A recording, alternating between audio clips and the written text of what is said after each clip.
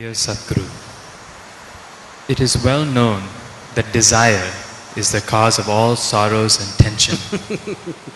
But being a wife and a mother, being a wife and a mother, I can't get rid of these desires. I seek your valuable advice in this regard. Thank you. Now,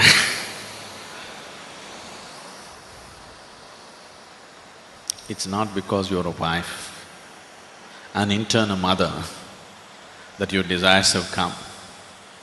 If you were nobody's wife, probably you were desiring, when you were nobody's wife, you were desiring to be somebody's wife.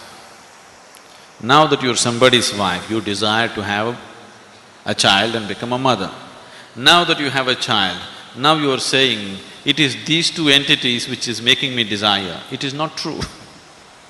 If you were nobody's nothing, even then your desire would still burn within you.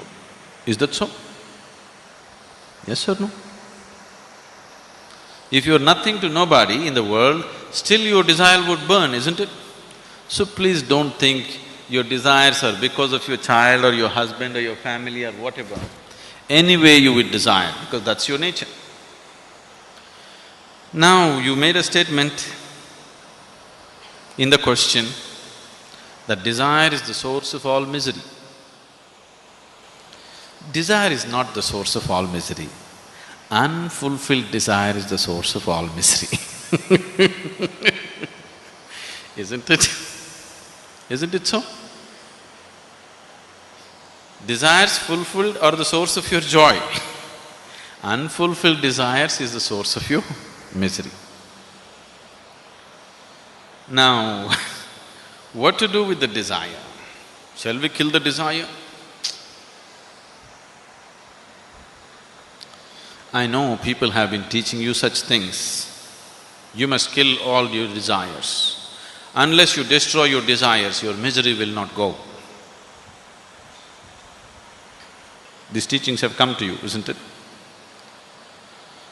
Now, if you want to destroy all your desires, all you will have is, you will have a great desire to destroy all your desires. And you will remain eternally unfulfilled. I don't want any desires. Is this a desire? Is this a desire or no?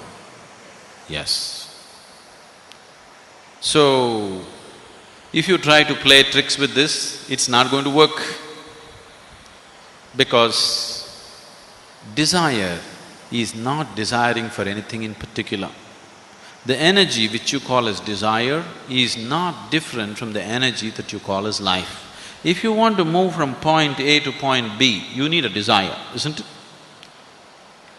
Now, what brought you here today?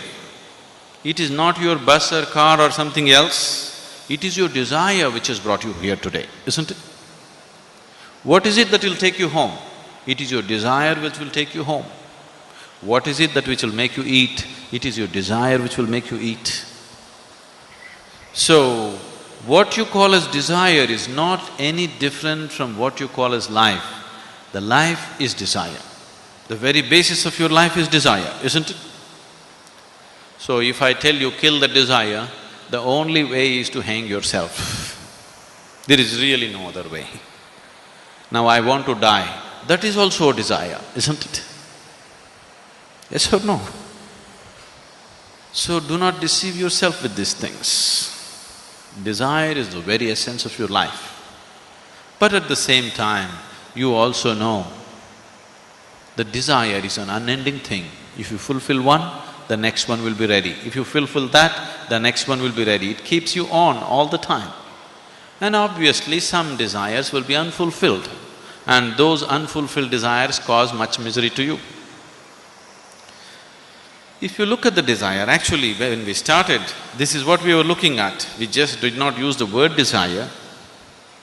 There is something within you longing to be little more than what you are right now, isn't it? That is desire. So your desire's ultimate goal is unboundedness, the infinite nature. But because you're unaware, you are giving it an unconscious expression for the longing that is wanting to become unbounded. So you don't have to destroy your desire because you cannot. Can anybody destroy their desire? Is it possible? There is no way, because that's life. It is just that you have to make your desire into your conscious process. Right now it is functioning unconsciously, because right now your desires are not even about you. Please look at this. Right now you're living in Trivandrum or Thiruvananthapuram. Your neighbor has a big car. What is your desire?